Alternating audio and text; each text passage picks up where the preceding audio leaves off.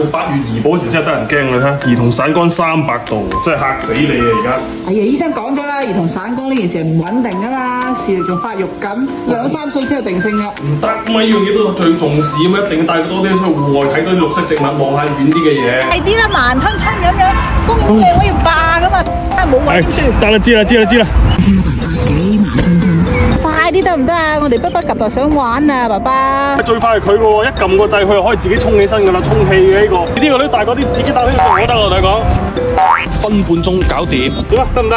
嗰啲台凳啊搬出嚟啦。我哋嗰啲先過嚟整。想食嘢啦！你都叫媽媽嚟同女玩下先。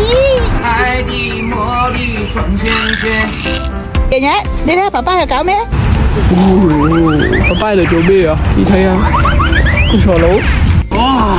舒服晒。而家呢個畫面啊，已經喺我腦海度幻想過千百萬次，真係有啲感動添。咩字上面講咩啊？我宣布，時隔2年嘅露營計劃重新開啟。以後就我哋3人1張被嘅女。啊！好肉麻，老豆講嘢，哎呀！咩味啊？嗱，我哋女女呢就食士多啤梨尖尖。好，爸爸咧就食晒下邊個肉啊！啊！你睇下佢幾舒服，幾中意呢種感覺。不如以後要多啲帶佢出嚟咧以，後就掹住爸爸衫尾，我要去露營，去街街。多啲帶個女出去接觸自然咧，係咪？爸爸咁樣。女女嘅視力我負責啊嘛。唉死啦！隔咗2年冇玩露營，唔記得防曬添。唔怕啦，佢呢個天幕啊防曬去到50加噶，同埋個帳篷都係噶。唔怕啦，唔會曬黑我哋啦。嘿嘿，兩個黑妹妹啊，你兩個。我唔怕黑啊，但係佢啲皮膚亂啊嘛。關翻先，唔係啊，天黑天蚊就嚟噶啦。啲蚊蚊要嚟啦，快啲保護，係咪啊？要保護先。點啊，你好唔好玩啊？梗係好玩啦，爸爸仲有邊個地方可以玩呢？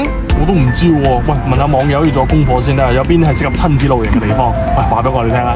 我有得去玩就得啦，係咪啊？係啊。哎呀！好啦，我放棄，執翻個帳篷翻屋企啦，下次再玩過。